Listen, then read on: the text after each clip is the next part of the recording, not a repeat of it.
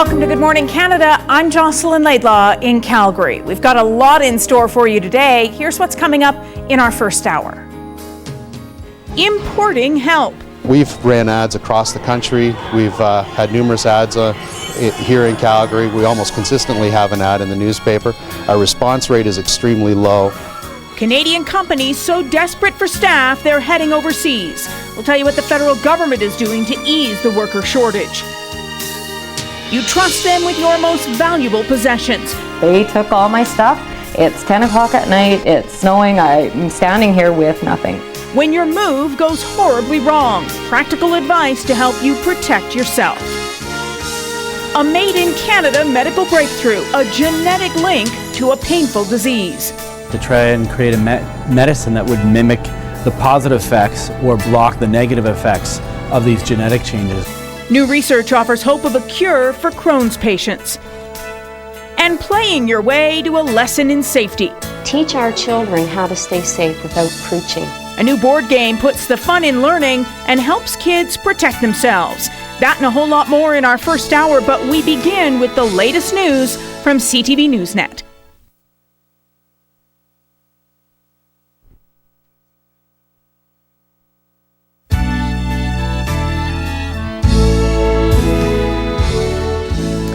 Welcome back. All across the country, it's a recurring theme this holiday season. From Vancouver to the Maritimes, malls are decked, trees are trimmed, but everywhere you shop this Christmas, there's a shortage of staff. As CTV's Sneha Kulkarni reports, one Calgary business owner is so frustrated, he's bringing in workers from Mexico to keep his store running. Christmas decorations are up and shoppers are flooding local retail stores. But when it comes to customer service, most Calgarians say good help is hard to find. There is no customer service. There's no employees anymore. In some of the places, people just don't get any help at all, or people who work in there don't really know what they're selling or what the service is not great. Joe Dand has heard the complaints and he agrees. He's been trying to hire workers for over a year. We've ran ads across the country. We've had numerous ads here in Calgary. We almost consistently have an ad in the newspaper. Our response rate is extremely low. Dand says desperation to keep his store running prompted him to hire workers from Mexico. This isn't a cheap or an easy process.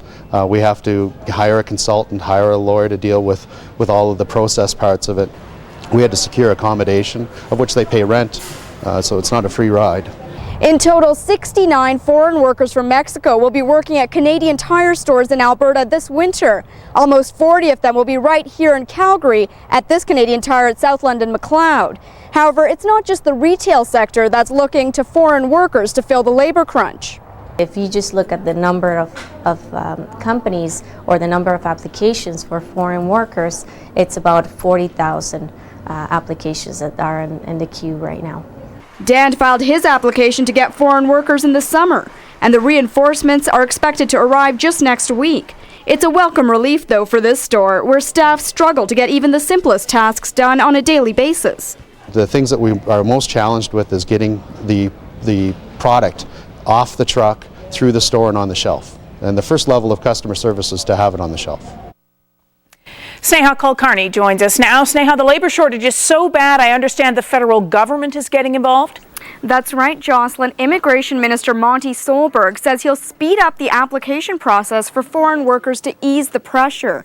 Solberg made that announcement on Wednesday. He says the government will fast-track applications for industries that need workers most urgently. The feds have a list of some 170 industries that are looking for foreign workers. That list includes everything from the retail sector to healthcare to construction even.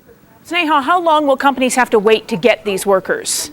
Jocelyn Solberg says the fast tracking will cut up to 5 weeks off the wait for companies that are on that list. Right now, the wait time for application processing is about 13 weeks. That means employers will still have to wait at least 2 months to bring in foreign workers. And that'll be too late for retailers desperate to hire staff for the holiday shopping rush. You know, Sneha, this plan is trying to address the short-term problem. What about the long-term? Jocelyn, Western Canada is facing the biggest labour crunch, and it didn't just happen overnight. The need for workers is only growing, especially with the 2010 Olympics just a few years away. That's why the government is looking at ways to help temporary workers continue working in Canada. Right now, most temporary foreign workers only stay in Canada for a year. But Minister Solberg says the government would help those temporary workers gain immigrant status. That way they can continue to add to the country's labour force. All right. Thanks very much, Sneha. It's one of the most stressful times in a person's life. Moving, packing up your belongings and relocating. You trust all your worldly possessions to complete strangers, movers who charge a premium for their services. With the economy booming and thousands of Canadians on the move, you're sometimes forced to hire the first company you can find. But as CTV's Leah Williams-Doherty finds out, you might regret it. And we're just doing this, right? Jean Simpson owns an office supply store in Airdrie. She says at the beginning of October she hired reliable movers to move several desks from a Calgary office building. She says she was quoted $110 an hour for the job on the phone by Reliable's owner, Sasha Robbins.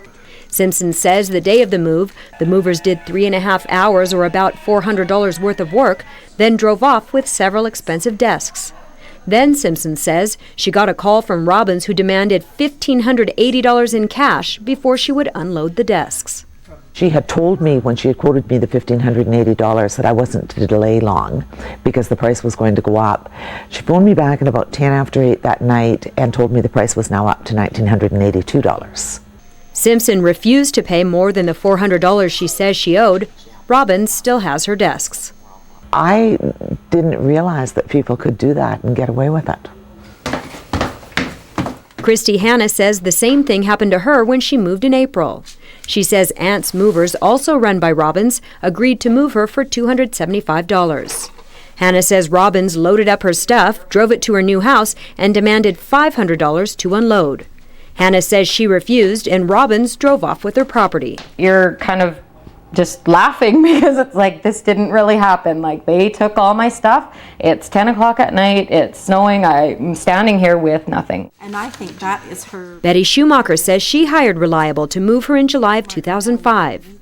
She says she was quoted $320 for the job on the phone, but once Robbins' crew had one truckload of her valuables, she demanded $810 in cash and never finished the job. I was angry. I was very angry. I felt like I was ripped off, I was violated, and I just don't feel that people like that should be in business. I mean, how many other people are going to have to go through this? It's not fair. It is just not fair.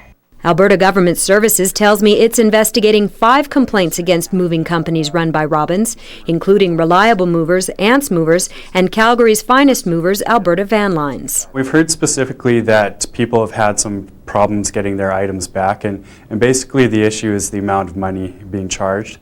I called Robbins to ask about the 3 women's complaints. She eventually agreed to meet me at a Northeast coffee shop. She refused an on-camera interview, but did respond to each of the women's allegations. Regarding Simpson, Robbins said that the $1,580 she asked for after she had the first load of desks was just an estimate of what she believed the total move would cost, and she asked for that as a deposit in the middle of the move. She says Simpson refused and called the police. Robbins says she then spent another 5 hours unloading the desks at the storage facility where they now sit until Simpson pays. And she says Simpson's total bill for those 10 hours came out to exactly $1,580, the amount she originally estimated. With respect to Hannah, Robbins denies doing that move at all. She says Hannah called for a quote but didn't hire her company. Regarding Schumacher, Robbins says Schumacher lied about the amount of stuff she had to move. She says she originally gave her the $320 verbal quote based on a 4-hour job.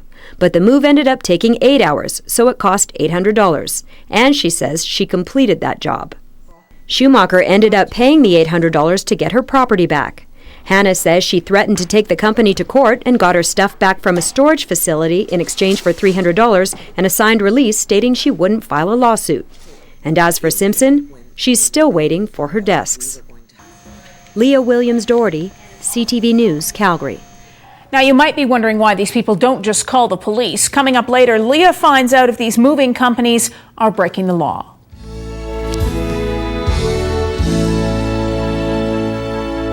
Thousands of Canadian soldiers will spend their holiday season serving overseas far from their families. Now students and staff at one Alberta school are hoping to ease their loneliness with messages of hope and appreciation. And they're asking Canadians coast to coast to join them in endorsing the force. CTV's Shelley McCrugan reports. Okay, here are the letters, you guys. The idea for the letter writing campaign came after teacher Jana McDonald encouraged this student leadership committee to brainstorm on what students could do for our soldiers in Afghanistan. Western's got a great military tradition. We started as a military school, and I really love building onto that tradition for the students so that they have a sense of their past. We saw the footage from the soldiers in Afghanistan and how heartbreaking that must be for them, so we really wanted to do something that can help them. The students decided sending letters to our troops over the holidays would be the best way to show support and raise morale. So I think it's important to thank the people who are protecting our freedom, are over in Afghanistan, away from their families and not enjoying the advantages that we have here over in Canada. I think it's important and it's really nice, especially at this time of year, because they'll be arriving at Christmas and about New Year's. So it's a time when it's really nice to feel the warmth of home. The committee screens all letters. The only rules? No foul language and no politics. Dear soldier, father, brother, son, thank you for what you're doing and what you have done. They've already received more than 700 letters. We just get really heart-filled thanks to the soldiers and just prayers pretty much, and some comic reliefs just to help them get through what they're going through. There is an added element for these high school students because many of the soldiers in Afghanistan aren't much older than the seniors. That these soldiers are 1, 2, 3 years older than we are, and within a year some of us could be over there fighting for our country, and it really creates that personal connection with everybody in the school. The letters will be sent to the troops by the Military Family Resource Centre. Shelley McCrugan, CTV News, Calgary. Now, if you'd like to post a message to Canadian soldiers online, go to the Canadian Forces website. It's forces.gc.ca. Or if you'd like to visit or send a letter, rather, to Canadian Forces Personnel Support, that website is cfpsa.com. Coming up, midwives in Nova Scotia are celebrating this week. We'll tell you why. Also, doctors write an average of 12 prescriptions a year for every person in Canada. We reveal whether we're turning to the pill bottle for too many things, and uncovering a genetic link to a painful bowel disease. We'll tell you about a possible breakthrough for Crohn's patients. That and much more when Good Morning Canada returns.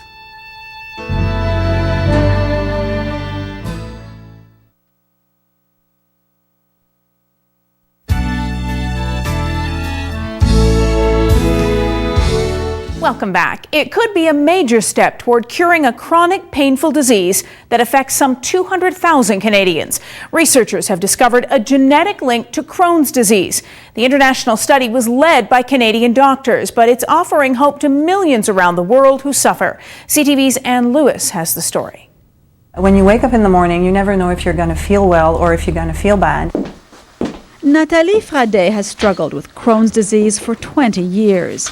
She's endured fatigue, malnutrition, and 2 operations on her bowel. Her weight has yo-yoed from 108 to 150 pounds. Because she was sick, she delayed motherhood. Her 5-year-old daughter is overly protective. Being worried that I'm not okay and that something's going to happen to me.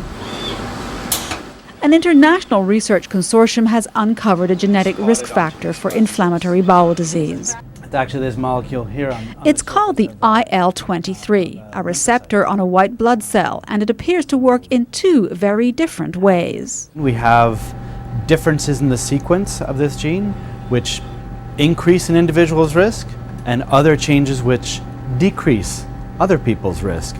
Crohn's and colitis are complex diseases. The breakthrough was made possible by a new generation of genetic testing. 300,000 genetic variants can now be processed in a period of weeks. The discovery of IL-23 will enable scientists to understand the mechanism by which it protects and prevents Crohn's. The next step? To try and create a medicine that would mimic the positive effects or block the negative effects of these genetic changes.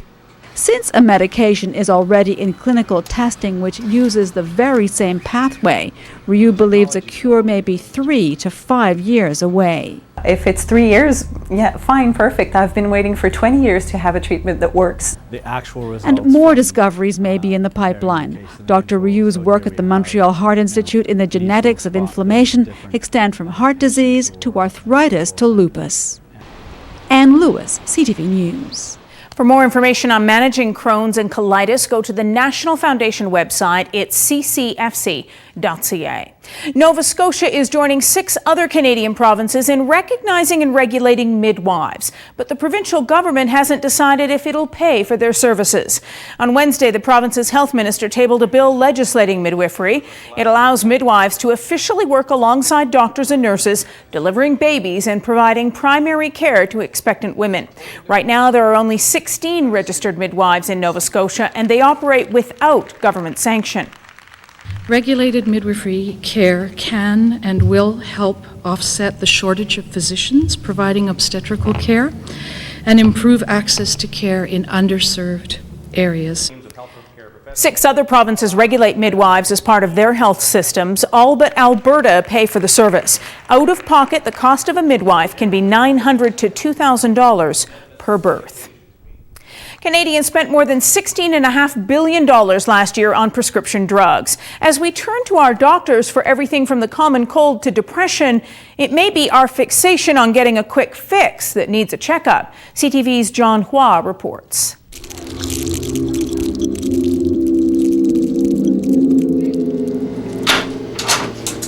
Hi there. Hi, I'm Brian. Oh, hi, Brian. I'm Dr. Muldoon. Nice to meet you. A doctor writes an average of 12 prescriptions a year for every person in Canada, providing us with a cure for almost anything that makes us feel less than 100%.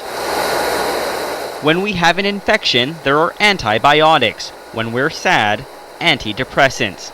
There's even a medication that can give a child hope for a better future. Do you have any 8?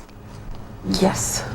Thank you. 12-year-old Jonathan Gray has attention deficit hyperactivity disorder, ADHD. It's a tough condition for even a 7th grader to understand. Pretty hyper and I can't concentrate too well. It's hard for me to not get detentions at school. Hard too for his mother. Have any... Anne-Marie Gray says despite the advice of Jonathan's doctors and specialists, it was a tough decision to treat him with the common ADHD drug, Ritalin. We didn't know what the medication was for, what the side effects could be, so we were hesitant and we kind of waited even after his diagnosis. Gray says there was a positive change in Jonathan right away, both at home and in school. For us, we see the positive, and there might be a negative, but the positive outweighs the negative by far. And I think it's helped him be a more well-adjusted and happier person. While it helped Jonathan, Ritalin isn't the answer for every child that acts up. Dr. John Service is the executive director of the Canadian Psychological Association. He says some parents turn to drug therapy too quickly. We can compare the number of children in a population versus what we know nationally would be the percentage of kids that would need a medication such as for ADHD, and then we know how much is being used. And we know that in some areas where they've done studies, like in Texas, that's quite a bit higher, the usage, than what you would expect. And our expectation to pop a pill-formed cure goes far beyond ADHD. Canadians have spent about the same on prescription drugs this year as China and Mexico combined. Pharmaceutical sales rose more than 7% in Canada in the past year, soaring spending higher than $16.5 billion. That's close to 400 million prescriptions in 2005, making us the 8th leading consumer of prescription drugs in the world. To solve problems by not using medications often requires more time and energy and work. You're the only one that's standing here all high and mighty saying, I don't need it. A bigger problem is when Canadians don't get the quick fix. They can become very angry, very upset with the provider. You're holding this back from me. This will help me. Why are you not doing this? What's wrong? What's wrong with you? Just give it to me. It's something Dr. Laura Muldoon has seen firsthand.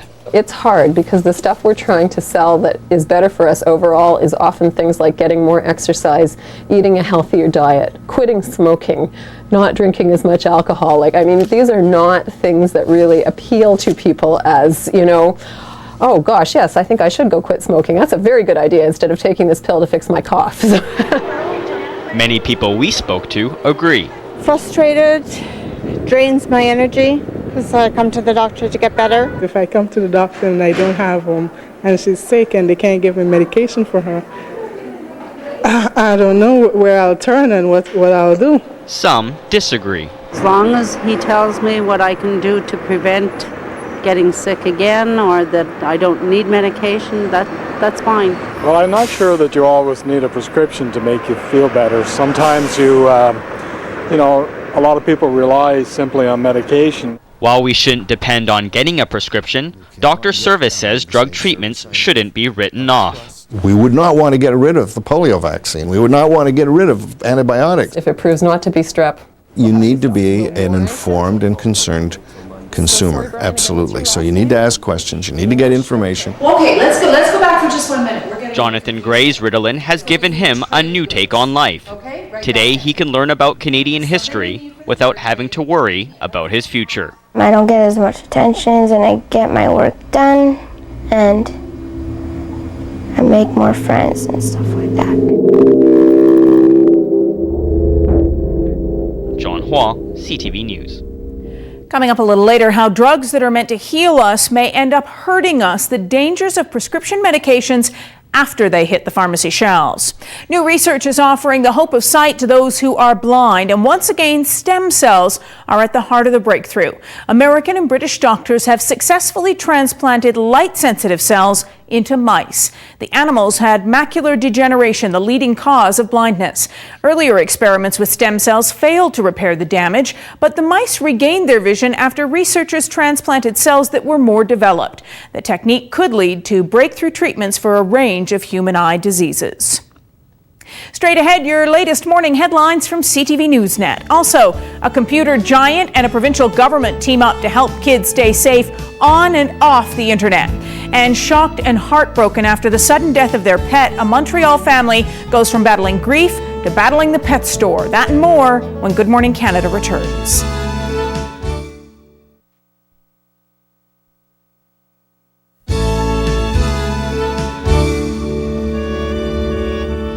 Welcome back. A Montreal family is grieving the loss of their family pet. It got sick and died just a few days after they brought it home from the pet store. The family paid hundreds of dollars for medical treatment. Now they're looking to the pet store for answers and to get their money back. CTV's Todd Vanderhayden reports. This is Lola, a little pug puppy with her loving owners. But Lola is actually the family's second pug. The first one, Bella, died just 1 week after she was brought home from the pet store. And we saw Bella on the floor, on the table, like she's dead. Michelle Canet bought Bella from this Petland store in Dorval. What they didn't know, the puppy was infected with 2 parasites and grew sicker by the day. The family had become very close to their puppy, and Michelle spent more than $700 trying to save Bella. My pug, my Bella died, and I need to know what's going on. The family also paid for this autopsy. It found that the 2 parasites had killed Bella. In the Petland contract, though, it clearly states the pet store is responsible if anything goes wrong, such as selling a sick dog. The store did give the family a new pug, Lola, but for months, Michelle tried to get paid back for all of those medical fees, $700 worth, but she had no luck. So, what were Michelle's options? For answers, we went to a lawyer who works at Option Consommateur, a Quebec consumer rights group. When a pet shop sells you an animal, it's responsible for the quality. According to the law, an animal is still considered a product, and a dog with an infection is like a hidden defect. Pet shops have to reimburse the price of the animal or change it and reimburse the costs of all the treatment, hospitalization, etc. We called Petland's head office in Western Canada and were referred back to the chain's Quebec division. They told us they were prepared to give Michelle her $700 and insisted there had been a mix-up with the client. Lola! And as for Michelle Canet, her new pug Lola is healthy and happy. Michelle still misses Bella, but at least her contract has been respected. Todd Vanderheyden, CTV News.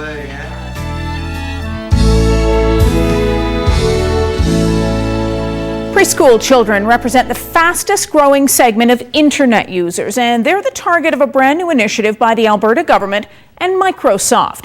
They've teamed up to create a new internet safety website for young kids. CTV's Najma Yaksand reports. Oh, good help. Give me 5. The site uses interactive games and questions. Children are asked if they should give out information like names or phone numbers, then told why they should not. At this launch at a children's preschool, youngsters were already learning some important lessons. Don't tell people your name. So what should you do if somebody asks you where you live? Don't tell them. I have to talk to some people That you don't know? Yeah.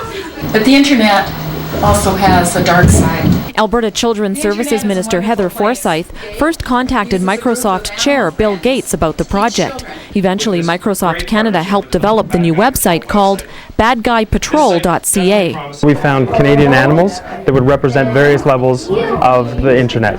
You've got Block and Betty, who will help you block people that you don't want to be talking to on the internet. There's also Careful Kara, Thinkin' Theo, and Chatter Charlie. Encourage parents to sit down with their kids, play the game. There's education for parents also, and hopefully in the future we won't have to worry about sexual predators online. The province will present its initiative to the rest of the country in the new year, and so far parents like what they see. We haven't seen anything like this before with him playing online, so I think this will be the first time he'll have exposure to it, and it'll be good because it's so much fun. Definitely, I think that there is a need for more education because they're not sure what to do on the internet. How could they be? Commercials promoting the Bad Guy Patrol will also run in Alberta movie theaters throughout December. Najma Yaksand, CTV News, Calgary. Once again, that website is badguypatrol.ca. The site also contains a resource section for parents. You spend hours in it driving, talking, eating, drinking, but wait until you see how full of germs your car might be. That's still ahead. Also, you don't want to spend that time lecturing to your children because they can turn you off pretty quickly. want to avoid the rolling eyes and deep sighs, how to keep your kids in tuned and entertained while learning important safety lessons. We check out a new board game when Good Morning Canada returns.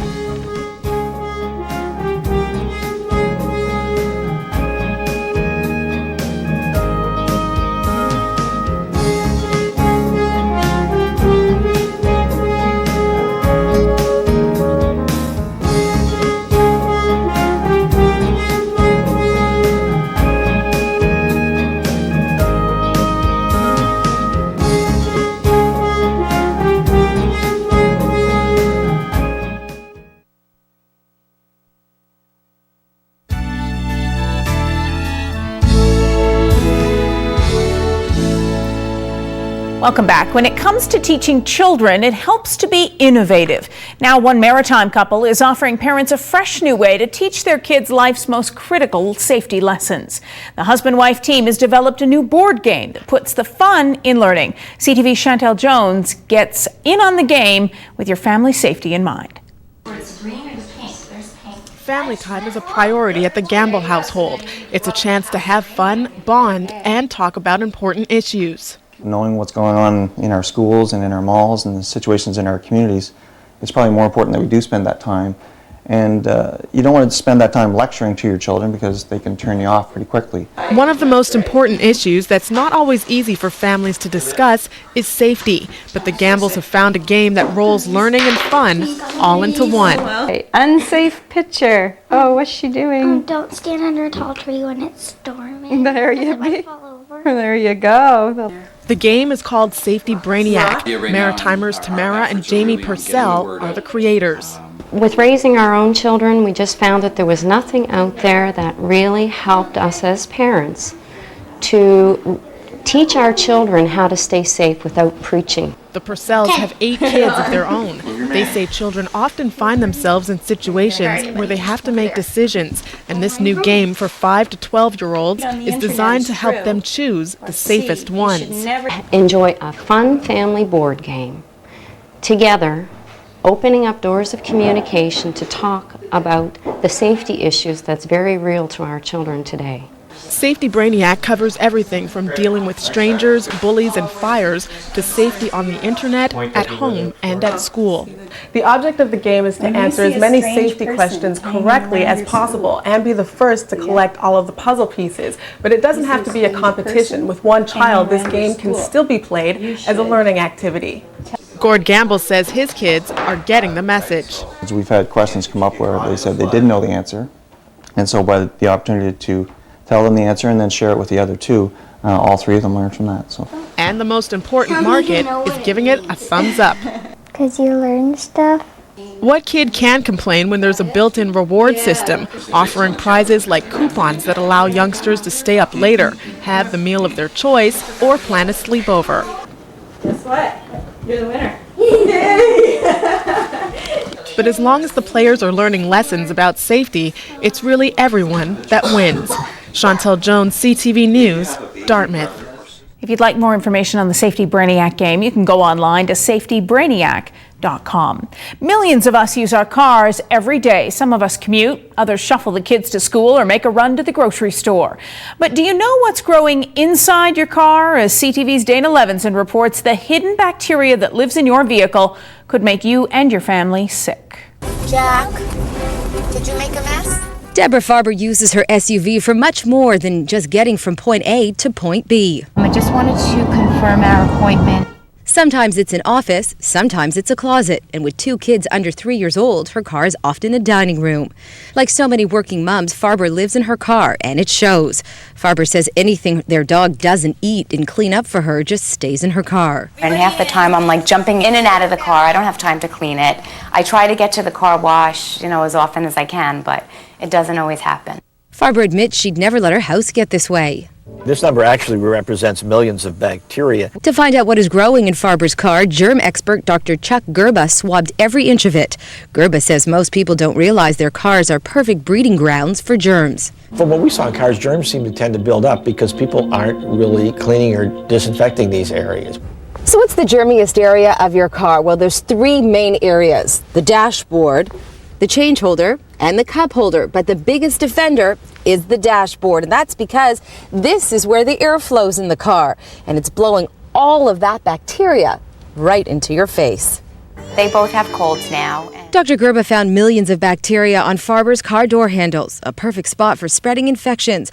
Mold was found on the infant car seat and on the floor. That can cause allergic reactions and respiratory problems. Gerba even found MRSA, a staph bacteria that can cause skin infections. So what can you do? Well, Dr. Gerba says the solution to wiping out bacteria and germs is simple and very quick. Just wipe down your car with a disinfectant at least once a week. Dr. Gerba says cars are actually the moldiest of all forms of transportation, and that's because cars are often left unclean for far too long. But not everything in a car is bacteria infested. Radio dials are considered one of the cleanest spots because usually one person is touching them regularly. For Lifetime, I'm Dana Levinson. He's faced a public backlash. Now new blonde Bond, Daniel Craig, is facing the critics. We'll meet the new 007 a little later. But when we come back, can't get to work fast enough? Maybe you should take your desk with you when you commute. We'll take a look at this wacky invention.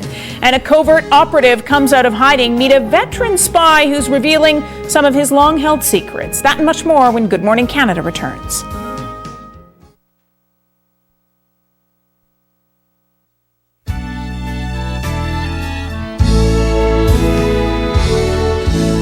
Welcome back. The war may be different, but decades after the Allies defeated the Nazis, spies remain a key part of international conflicts. Governments count on covert information during times of war. Now a veteran operative is revealing a few of his secrets. CTV's Dan Vio gets a glimpse inside the life of a secret agent. 87-year-old Clifton Stewart may not look like James Bond.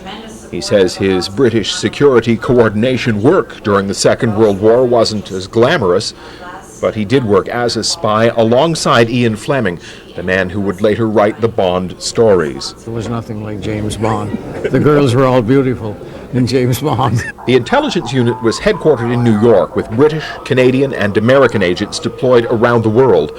Stewart says he still can't say exactly what he did or where he was. Remarkably, it's still considered classified information. Some days and some situations, just waking up alive in the morning was exciting. Exciting to say the least. Stewart was often completely undercover, deep behind enemy lines. Frightened. For 10 whole years I was frightened. Were you? If you were, you wouldn't be normal if you weren't frightened. Unlike the fictional Bond, Stewart had no fancy gadgets to depend on. 1940s technology simply wasn't that advanced. A portable radio meant if you could pick it off the ground, it was a portable radio. There was nothing miniature then. But he did carry cyanide pills in case he was caught, and was extensively trained, including lessons on how to kill silently and use explosives if necessary. Very, very nasty things. Yes. And we learned how to stay alive. My prime claim to fame was communications. Yes. But we were trained, everybody was trained in just about everything. Our main transmitter site for communications was at Camp X near Oshawa, and that is where all the training, all the nasty stuff took place. Very few people knew about any of the Second World War spy operations. Agents weren't even told about each other in case they were captured alive. See, we didn't exist all during the war to start with. There was 1,800 of it didn't exist. Camp X didn't exist. Even the Prime Minister of Canada didn't know it was there. There are heroes that are walking our streets today, but we're Canadians, so we don't use the word hero. But if you happen to see a James Bond movie in the days ahead, remember Clifton Stewart, Agent W5, protecting our freedom when the threat was very real. Dan Vio, CTV News, Charlottetown. Coming up a little later, from real-life secret agent to silver screen spy, Mose Persico meets the new James Bond. And for the first time in a decade, the Canadian government has arrested a suspected spy. The alleged Russian spy was arrested at Montreal's Trudeau Airport this week, trying to board a flight out of the country. Federal officials say he used the name Paul William Hampel. Hampel is being held under a security certificate after being deemed a threat to national security. It might not be practical, but it does sound like something out of a spy movie. A computer desk you can drive. Ed China has created the fastest office in the UK, a computer desk that can drive on the streets. He drove through London showing off his unique workstation. You steer with the steering wheel. Actually, it's a keyboard. There's a fully functional computer inside, allowing you to surf the net while you surf the streets. Of course, Ed prefers you to pull over first. You have a working phone as well here, and you have all the dials actually hidden in the briefcase. You have a horn underneath the mouse mat here, and also you've got the lights and the indicators in this pen holder, so it's quite a holistic design. The 35-year-old inventor already holds several world records for the fastest moving furniture.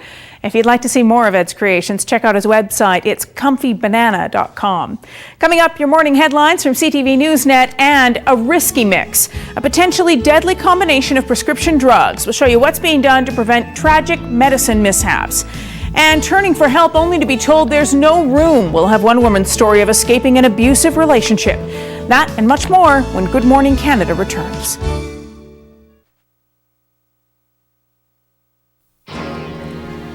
Here's what's coming up in the next hour of Good Morning Canada. Turned away. They finally made that step to come into the shelter, and then they come here and there's no space for them. Fleeing an abusive relationship. Meet one woman who found out the hard way there was nowhere for her to go. Dangerous drug cocktail. Blood thinning medications. Oftentimes patients being prescribed antibiotics in combinations with these medications. Those tend to cause a lot of the problems. Medicine mixing that could seriously harm you. What doctors are doing to reduce the risk. Best Bond ever? It doesn't bother you killing those people. Well, I wouldn't be very good at my job if it did. Daniel Craig silences the critics as the first blonde 007. And she's singing and dancing her way to a long, happy life. Meet the former child prodigy who's defying the odds. That and a whole lot more in the next hour, but first, your latest news from CTV Newsnet.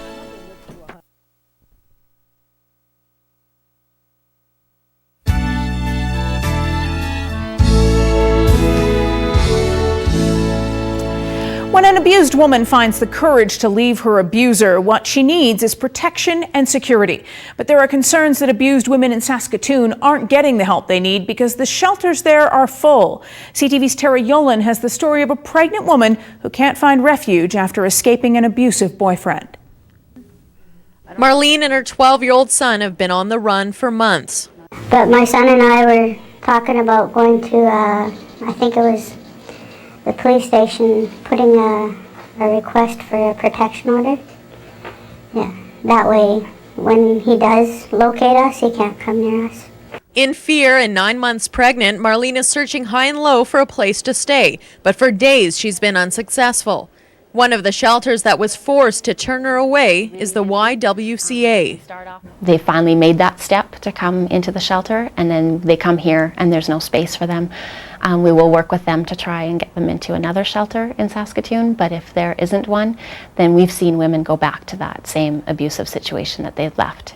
The YWCA is the largest crisis shelter in the province. Last year, they were forced to turn away more than 1,000 women. Other shelters face the same squeeze.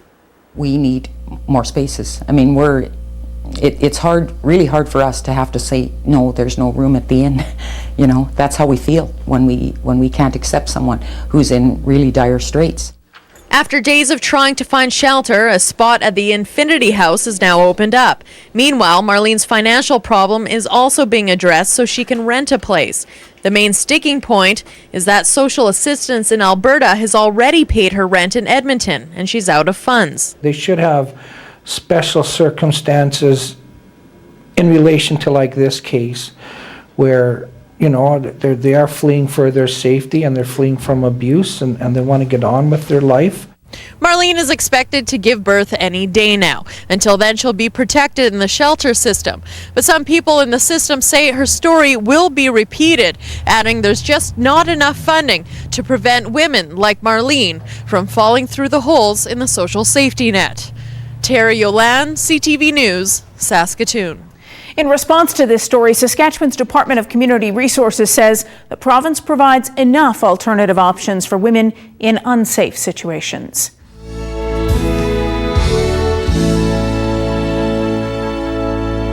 Health Canada was asked to approve more new prescription drugs in 2005 than in the 5 previous years. Each drug cites the success of clinical trials and promises new or improved treatments to an anxious and waiting public. But there's a risk in the proliferation of drug treatment. In part 2 of his report, CTV's John Hua finds out there are sometimes deadly side effects. Breakfast becomes cereal, toast, orange juice, and pills. Hugh Gibson is no stranger to prescription medication. At age 74, he says his fit exterior shouldn't fool you. A joke with serious underlying truth. This case stores 1 week's supply of medications for me. Gibson, like many seniors, takes multiple medications daily. Something for his scoliosis, asthma, and heart disease. The problem of staying up to date is a huge problem for the pharmacist and the doctor, and an impossible problem for the consumer. When Gibson mixed his blood-thinning medication with an antibiotic, the results were horrifying. My arms were black and blue, so I got to my doctor as quickly as I could. His response was then, "Well, do you realize how serious this is?" The reaction I was having had the potential to kill me. Barry Power of the Canadian Pharmacists Association says a study on adverse drug reactions shows incidents like Gibson's aren't uncommon. Almost 1 in 4 people who go to an emergency department are there because of a problem with the medication. Doctors on Ottawa's emergency frontline say they aren't seeing as many cases, though adverse drug reactions continue to be a serious issue. The most common medications tend to be blood-thinning medications.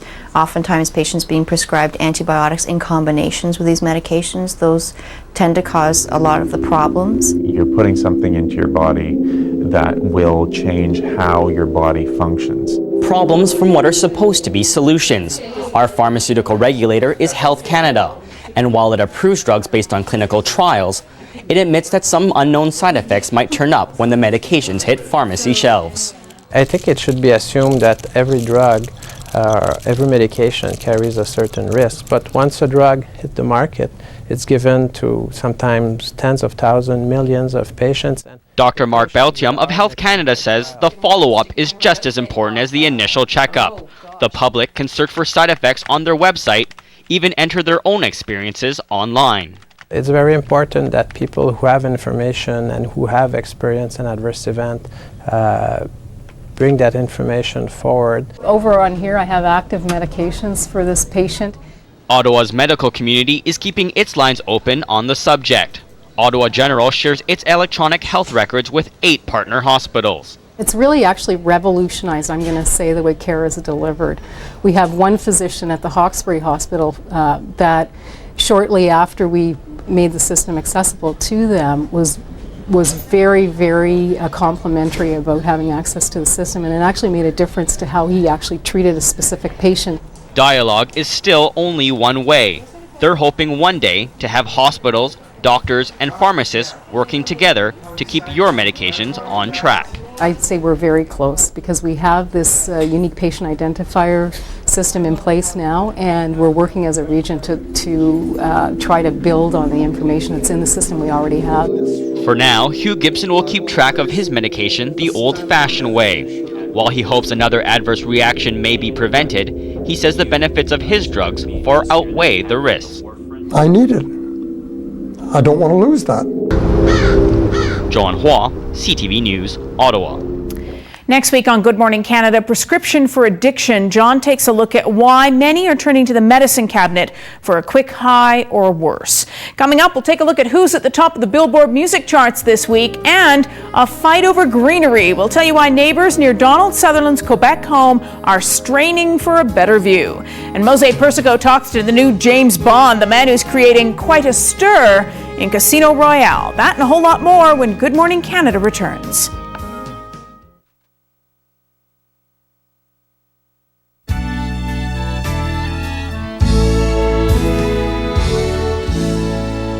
Welcome back. The world's most alluring secret agent, 007, is back. And the controversy surrounding new Bond Daniel Craig could all but disappear after moviegoers check out Casino Royale. Good Morning Canada's Mose Persico says the movie franchise is alive and well with Craig at the helm.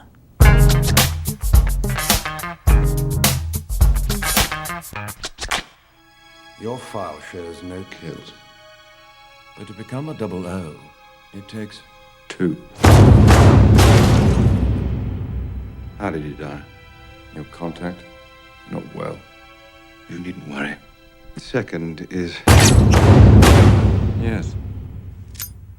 Considerably.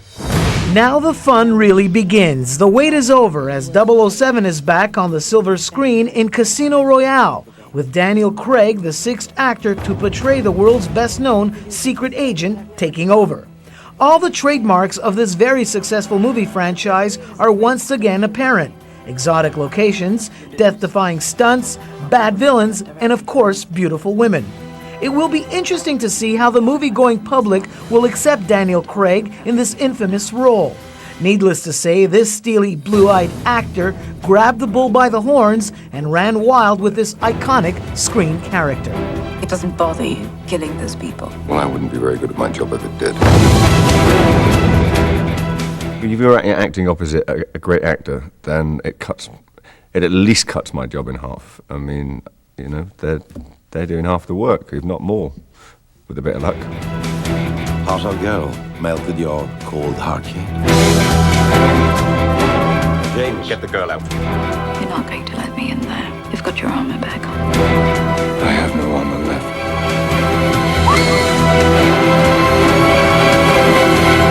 It was great from the beginning, even from the first screen test we had together, because Daniel was very patient and he knew how stressful it was, you know, and for the second screen test he was holding my hands and he was like, oh, it's going to be okay, I've been through that, I know it's hell, but, you know, just do it. And it was really helpful and, you know, always asking me if I was okay, so it was really lovely. And he's just, you know, not big-headed at all and very human, and as an actor he's just so strong and intense, you know, those amazing blue eyes, and he's just very he has like an animal energy and very centered, which I think is quite new for Bond. You know, it's quite scary and dangerous, but also very attractive.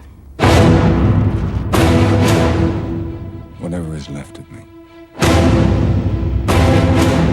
whatever I am,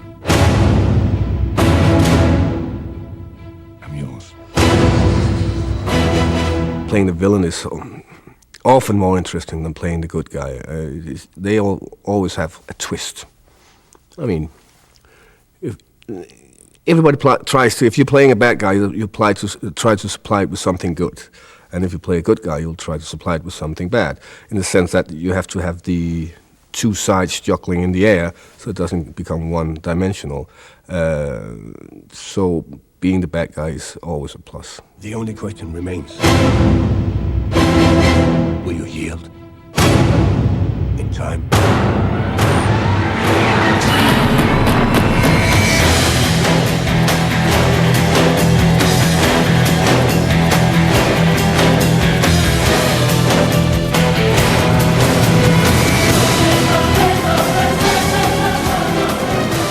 He's got a wonderful presence, and he's very attractive and strong.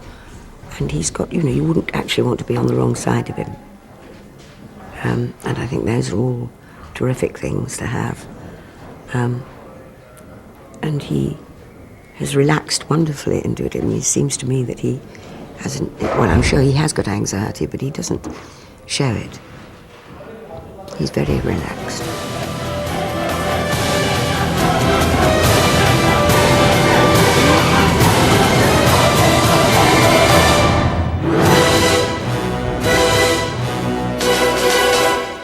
Mose Persico joins us now. Hi, Mose. Nice to see you again. Thanks, Jocelyn. Nice to be here. You know, I've heard nothing but terrific things about Daniel Craig's performance in this new James Bond, and he does all of his own stunts. He's really pulling it off, right? He does. He's fantastic, and you're right. All the feedback has been positive, even with the English back in good old Britain. But you know, Jocelyn, I'll be honest with you. Now, when it was first announced that Pierce Brosnan would not be back for a fifth Bond film, I was disappointed. But I think his $40 million price tag had something to do with it. Then they announced Daniel Craig, and my first reaction was, why not Clive Owen? But after watching Casino Royale, Jocelyn, the producers had it right. This guy's absolutely great in the role. He's no stranger to the big blockbuster action film. He appeared in Munich, Steven Spielberg's film, and The Jacket. And he did perform 80% of his own stunts in the movie. And what he also did was, after each shooting day, he would spend an extra 2 hours in the gym under the watchful eye of a personal trainer who the producers hired for the film. Talk about commitment. Well, and it shows, dedicated. Right? Because in the bathing suit scene, he looks fine. I knew you'd bring up that scene. Well, the producers love him so much they signed him on for 2 more Bond films. The next one is slated to begin production in 2007. Well, sign me up for tickets because I'm liking it. Talk about seizing the opportunity. You know what, Mose? This is actually kind of like a prequel, but a remake of the very first Bond movie. Why'd they do this all over again? Well, I guess the producers wanted to give the franchise a new, fresh start because, Jocelyn, as you know, this film takes us way back to how he got his license to kill, why he has a need for speed, why he becomes vulnerable when beautiful women surround him. So maybe they wanted to inherit some new fans. But you're right, it is a remake of sorts. Back in 1967, there was a film version of Casino Royale with David Niven in the lead role, but that was more of a spy spoof. If you go earlier, in 1953, Casino Royale, based on Ian Fleming's novel, was actually part of an episode of a television show called Climax. But the Broccoli family said that those 2 screen adaptations were not authentic Bond projects. That's why they gave the green light for a modern-day version of Casino Royale. Well, this is authentic Bond, all right. And I say he's licensed to thrill. Thanks so much, Mose. All right, Jocelyn. We'll see you next time. Thanks. People magazine has once again named George Clooney the sexiest man alive. It's the second time the 45-year-old actor has been chosen by the magazine. Clooney joins his good friend Brad Pitt as the only other 2-time honoree. In addition to being sexy, People says it picked Clooney because he's funny and he's a social activist.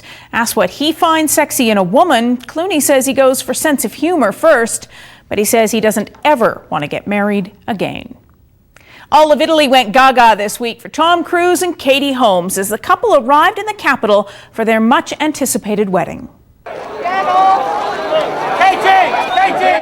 The bride and groom caused total chaos on the eve of the nuptials, arriving at a small Italian restaurant for a wedding celebration with their celebrity friends. Tom held 7-month-old baby daughter Suri and waved to fans gathered outside.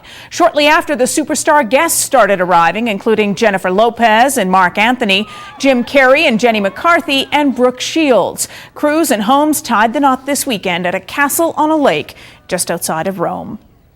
He's an acclaimed actor and a beloved performer, but Donald Sutherland has always valued his privacy. And as CTV's Jessica Brown reports, his attempt to maintain that privacy at his home in Georgeville, Quebec, has his neighbors standing on their toes.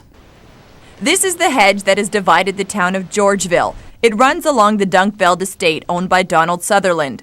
Why do you want to be president? In an effort to afford himself more privacy, he erected a frost fence at the top of the hill, and then Sutherland planted a hedge. The problem is, it's growing so high as to block the view of his neighbors.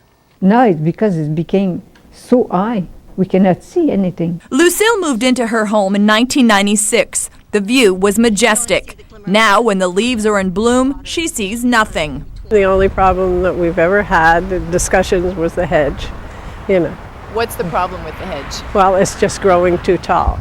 We have no problem with him covering his fence with the hedge, but it's just growing too tall and it doesn't look nice.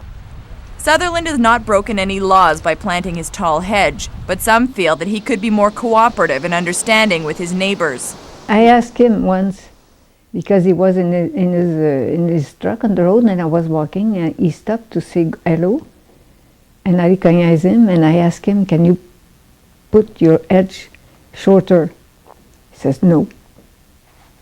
That's all. And the conversation finished that. Saving the vistas and the views from those who are buying up the prime real estate in the eastern townships is not easy, and it does preoccupy some residents.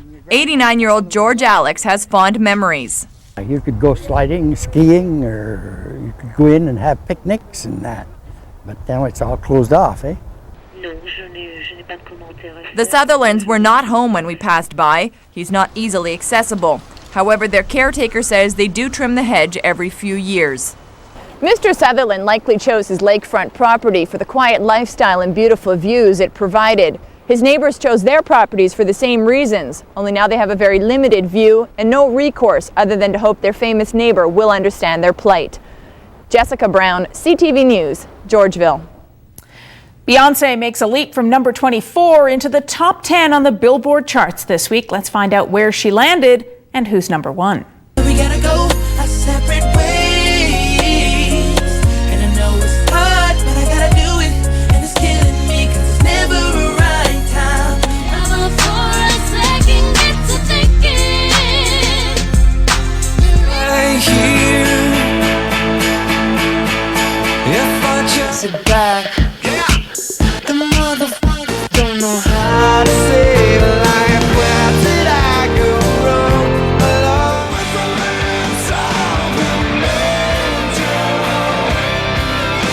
of the BBC, the original breadwinner of DTP, and you the center of attention. You know me coming to me, call me Stacy. I'm the F to the E. To attack now, pulling the parking lot slow with the lockdown. Convicts got the whole thing packed now. Step in the club, the wardrobe. Walking on the beach, our toes in the sand. I can see us on the countryside, sitting on the grassland side by side. You could be my baby, when you're making my lady. Girl, you amaze me. You gotta do nothing. And here's a look at the top 20 albums in Canada this week.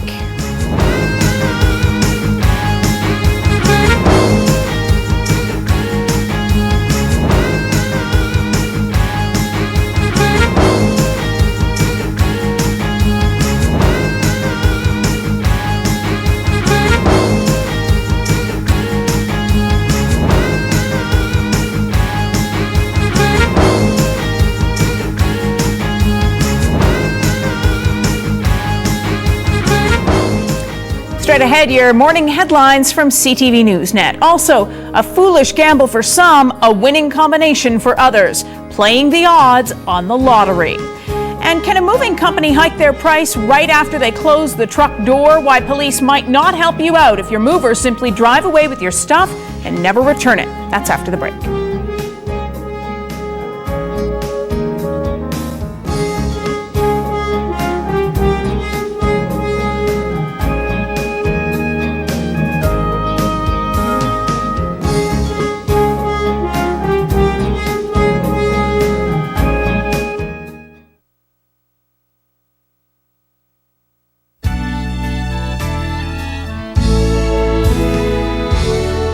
Earlier, we told you about some pretty bad experiences with movers. If you hired a moving company and then it refused to give your property back, you might call that theft, but police don't see it that way. CTV's Leah Williams-Doherty explains how the law works. Jean Simpson hired a moving company to move office furniture. She says she agreed to pay $110 an hour for a day's work. She says the company spent 3.5 hours loading up one truck. Then she got a cell phone call from the company's owner demanding almost $1,600, 4 times what she believed she owed, before they would unload. Simpson refused, so they drove off with her furniture. Simpson called the police. We contacted the police, and I believed that it at that point was a criminal matter. And the police came down to talk to us, and we were told that it wasn't. Christy Hanna says the same thing happened to her. She says her mover agreed to do the job for $275, but once they had her stuff loaded, they refused to unload it at her new house unless she paid almost double, $500. Hanna says she refused, and they drove away with everything she owned. Hanna says she called police and was also told it wasn't criminal. I was just shocked because I thought, they stole my stuff. Like, you can't not do something about that. That just doesn't make sense that it wouldn't be, something the police would deal with. The moving companies dispute the women's claims, and both Simpson and Hanna say police told them their problems were civil disputes over money, and they would have to take court action themselves. Now, assuming the facts these women allege are true, I found it hard to believe that wouldn't constitute theft under the criminal code. Otherwise, what protection would we have when we entrust our valuables to a business? So I called Alberta Justice to ask and was told that the Crown Prosecutor's Office wouldn't comment on that. I was further told that the ministry itself wouldn't give a legal opinion on whether a situation such as I described would constitute theft. Determined to find an answer to my question, I went to the Associate Dean of the U of C's Law School, criminal law professor Chris Levy. That amounts to depriving the owner of the goods of the use of them, at least temporarily, and assuming the requisite intention is present, that's a classic case of theft. But Levy says just because something is a crime under the law doesn't mean police will investigate it and the Crown will prosecute it. This is in part a resource allocation issue. Can the police afford to devote the time? Have we got enough prosecutors for the time to be devoted to processing every possible thing of this nature? And the answer, frankly, is we don't. So choices have to be made. That's cold comfort when it's your property in someone else's hands. I didn't realize that people could do that and get away with it. Leah Williams-Doherty joins us now. Leah, it sounds like the rules are different everywhere and it's just up to consumers to protect themselves. That's right, Jocelyn, especially if police won't treat these cases as criminal matters. It will be left to you to file your own suit in civil court. And if you want to win, you must have evidence, including a written contract that you've thoroughly reviewed and agreed to before you allow movers to touch anything. And even more important, before you get to the contract stage, research your mover. Checking with your local business bureau Better Business Bureau is a good way to do it. I've done that on several stories on moving companies, and every time the moving companies had an unsatisfactory rating with the BBB. For more advice on hiring a mover, including a list of recommended movers, go to the Canadian Association of Movers website at www.mover.net. All right, thanks, Leah.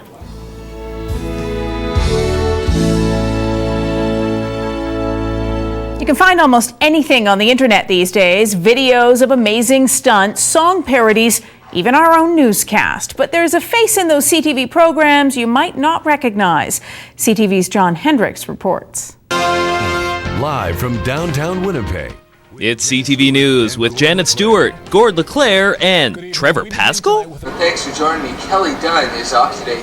Live from his parents' basement, 17-year-old Trevor Pascal has the news and is broadcasting over the internet. It's different. Snow, snow, and more snow. Thanks. It all started as a class project 2 years ago, but even after the project ended, Pascal's newscast continued. My goal is probably to become a news reporter. I've always had a passion for news. So he figured, if this is going to become a career, why not practice? So he goes down into the basement, sets up his camera, and with some scripts cribbed from CTV's 6 o'clock newscast, he does a broadcast. Then I put it on the computer, edit it, which takes a very long time, and complete it and put it on YouTube. You're watching WKJ3 News with Trevor Pascal. His family loves his broadcasts, but some of his friends, well, they don't know what to think. Some of them supported me, and some of them said, you're going to be embarrassed to come on school on Monday. I agreed, but why not follow your dreams? And that's exactly what Trevor intends to do. He's hoping to attend university or college next year and study broadcasting. And after that, well, he'll be ready to take his place alongside us. Reporting from the WKGM studios, I'm John Hendricks. And I'm Trevor Pascal. CTV News. I'm predicting a very bright future for him. Speaking of gambling on a new career, with the exception of a few very lucky winners, lottery tickets aren't exactly the smartest way to invest your money. CTV's Paul Hollingsworth now on playing the odds with your hard-earned cash. It's an inexpensive, simple form of entertainment and brings with it the potential of a huge payoff. But financial planner Daryl Smith says people who buy tickets can have all the fun they want when playing the lottery. Just don't expect a big payoff. Putting money into a lottery ticket certainly can be very good for some fortunate people, but the odds of it happening, as you know, are very, very low. Smith suspects these people know their odds of winning range somewhere between slim and none. Yet wherever you go, lottery players will stand in line to spend their money on tickets. Psychiatrist Jason Roth says that all comes down to the pursuit of happiness, or at least what people perceive to be happiness. The concept of winning a lottery would ensure happiness. Winning a lottery would allow me to buy something, and that will make me happy. But for those who equate happiness with money, Roth has a few words of caution. There's nothing romantic about poverty, but some of the most unhappy and miserable people I've met have had lots of money. As for a little comparative analysis, consider this. $8 a week playing lotto may pay out big bucks, but probably not. $8 a week with a financial planner? If you look at around an 8% rate of return, if you did it for 30 years, $8 a week, 8%, works out to be around $50,000. Not exactly enough to pave your driveway with gold, but as Smith points out, on average, a far better return than what you would normally get from playing the lottery. The star and Bruce Jason Roth also conceded that while many people out there are looking for the big score or the big win with lottery, they are also viewing lottery as a simple form of entertainment. And like other forms of entertainment, this one, the lottery form, comes with an expected expense. After the break, we take a look at the growing sport of lacrosse in Canada. Also, from Dancing with the Stars to Dancing with the Kids, we'll show you why ballroom is making a big comeback. And planning on eating chicken wings this sports-filled weekend, you might be in for a surprise with how much you'll pay for those wings. That and much more when Good Morning Canada returns.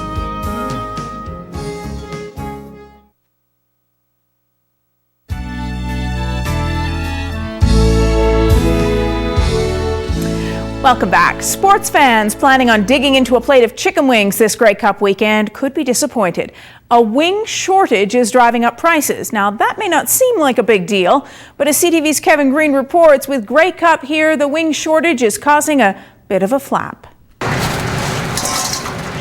Dumped in here. The price of chicken wings is on its way up. Why? First or second week of the NFL weekend, when it starts, the price gradually starts to go up. And it usually peaks out right around the beginning of the middle of December. U.S. football fans chew up all the American supply, and the Canadian market is really just a drop in the chicken bucket, so restaurants here are left waiting in the wings, forcing them to look for other suppliers. And in general, all suppliers are dealing with Brazilian companies. Chicken wings are so popular that an entire subculture has grown up around them, including this website that helps you find out where the best deals are on any given day. I didn't expect the response or, that we've gotten and the amount of hits and the amount of inquiries we get on sometimes a daily basis. On Tuesdays, hotwings.ca points you to Richmond's Pub, where they'll sell about 20,000 wings at 9 cents each. But what's the cost to the bar? It's going to peak out around 30 cents a wing. So it's a lost leader. We're making it up in other areas, just like the suppliers. But as suppliers keep raising the prices and losses mount, many bars will raise their prices or restrict how many you can buy.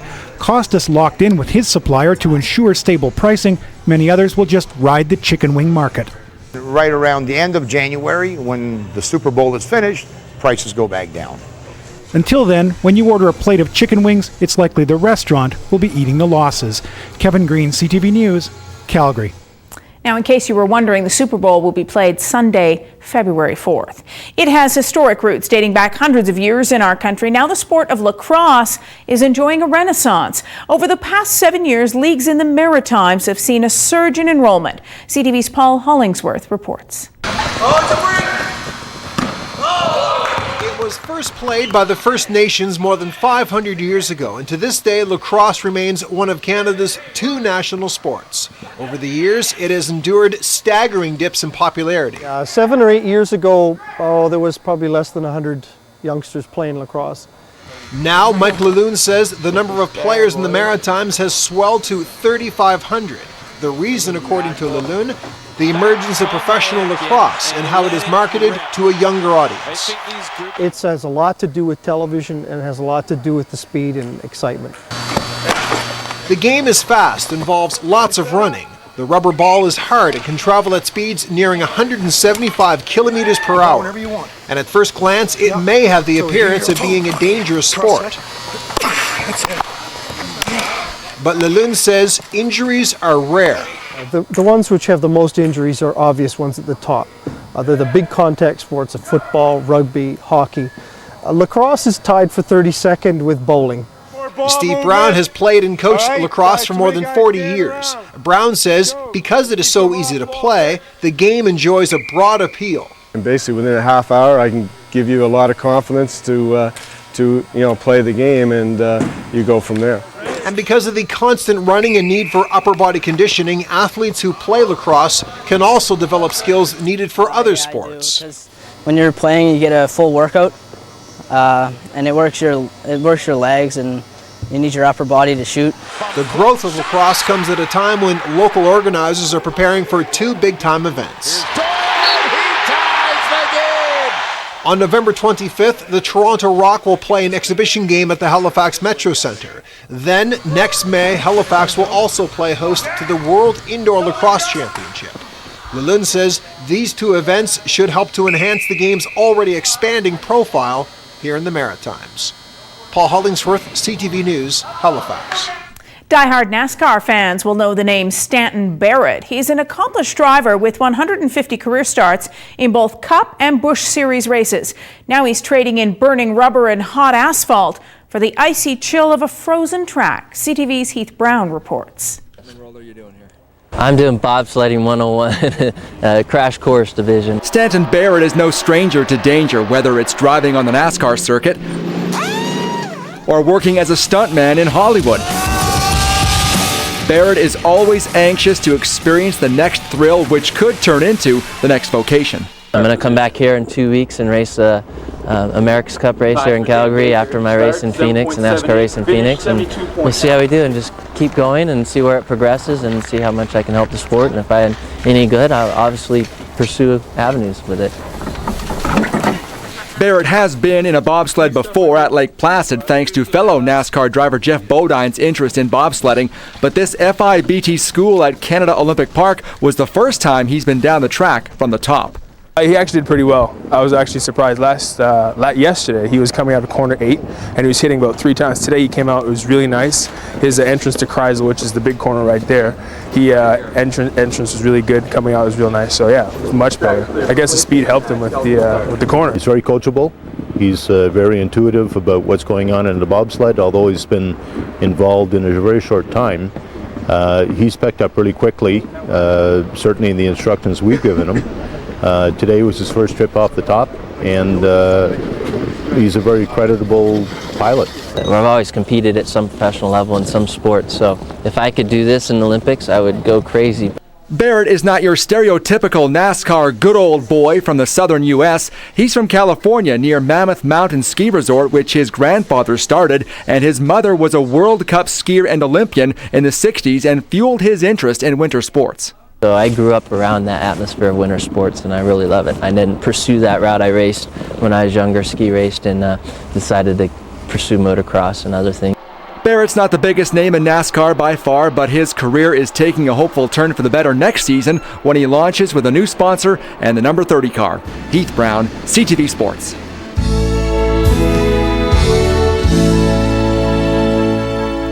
A new dance craze has begun thanks to shows like CTV's Dancing with the Stars. As with most trends, it's something old that's cool again. CTV's Aaron Isfeld finds out why ballroom dancing is striking a chord with the next generation. 7, 8, quick and slow. Ballroom dancing, a classy, elegant activity once reserved for adults. But move over, Fred Astaire. Take a seat, Ginger Rogers. This is the future. 1, 2, 3. Tango Dance Studio is now home to 60 youngsters, the only place in town offering lessons to children. One straight back. We've always wanted to teach kids. Good job. 7-time Canadian champions Dominique Lacroix and Delphine Romer see the potential. Side, together, step. Well done. Dancing together for 18 years, they remember when being in the ballroom wasn't popular for kids. It was so weird, you know? Get to school and people are like, you ballroom dance? Like, would you do that with your grandparents or what? We had no intentions of doing this. And then as soon as you start and you have good results, then you're hooked.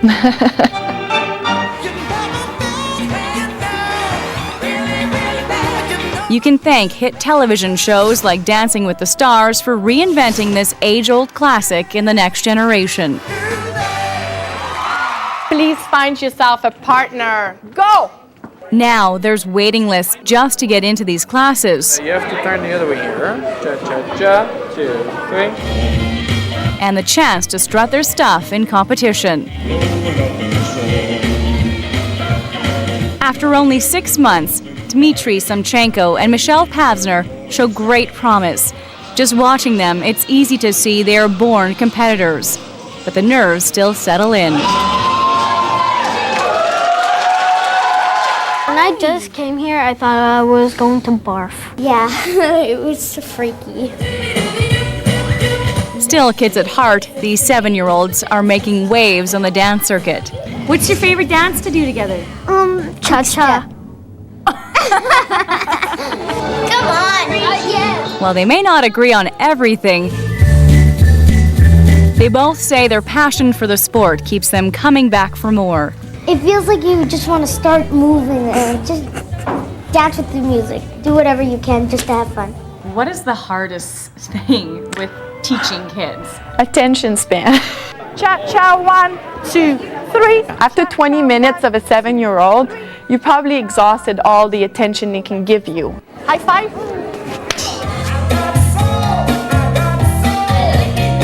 When most kids their age are even scared to look at the opposite sex, a maturity, confidence, and respect blossoms beyond their years. Yeah, that's why we're trying to implement with the kids right away to, be polite to each other, say thank you, asking for the dance, and always give positive comments. Couple number 90, Dimitri and Michelle. So remember these faces. They could be famous someday. When you're young, you just give it all. It's fun. And so we're hoping that, we're training the next Canadian champion. That's our dream. So probably right here, right now. On special assignment, Aaron Isfeld, CTV News. Are they cute or what? She plays the piano and she plays it with gusto. She's got the fastest hands around and a sharp ear for sound. And would you believe she's 99 years old? Meet the Maritimer who isn't slowing down and has her friends wondering about the secret to her longevity. Blink and you may miss it. These quick-moving, ivory-tickling fingers are anything but stiff. My mother said, I think we should give her some piano lessons. That was 1916, and at 9 years old, Irene Doucette was already being hailed a prodigy. Professor said, go home and tell your mother she's wasting her money. You have too much up here. You're doing it by heart, and you're doing it great. And at 99 years old, she's doing it stronger than ever. Irene may be the oldest resident at this home, but you'd never know it by her wit and charm. The piano-playing entertainer has everyone wondering what's the secret to her longevity. My mother lived to 100, but of course she wasn't as good shape as I am. Good shape is an understatement. This singing and dancing granny has been entertaining fellow residents for 30 years. And sometimes, when Irene's around, the party gets out of hand. I had to send her a letter not too long ago to slow down because she was going around the building too fast, but she was only 98 then. Tanya Thompson is the director at this Moncton Seniors residence. She says whenever Irene's at the piano, the place is electric. She always has a smile on her face all the time, and I find anytime she's with people, it's usually the same thing. Guaranteed laughter and good music, according to her close friend Harold, who says the piano whiz is also a wizard on the golf course, even on her first day. And she starts off with a hole-in-one. No. and don't, really, it's hard to believe, but she's only a girl then. She's only about 90. While Irene may have the Midas touch on the keyboard and on the green, she herself admits there's one thing she hasn't mastered: budgeting. I love to spend money. But Irene will be the first to tell you she's got everything she needs: music, laughter, and friends, the very recipe to a life of longevity. Jody Cook, CTV News, Moncton. Very nice indeed. If you'd like to contact us here at Good Morning Canada, we'd love to hear from you. You can reach us by mail at Good Morning Canada, care of CTV Calgary, and the address is on your screen. Of course, you can email us at goodmorningcanada@ctv.ca or visit our website, calgary.ctv.ca, and follow the link to Good Morning Canada. That's all our time for today. Thanks so much for joining us. Have a terrific weekend, and I'll see you next time.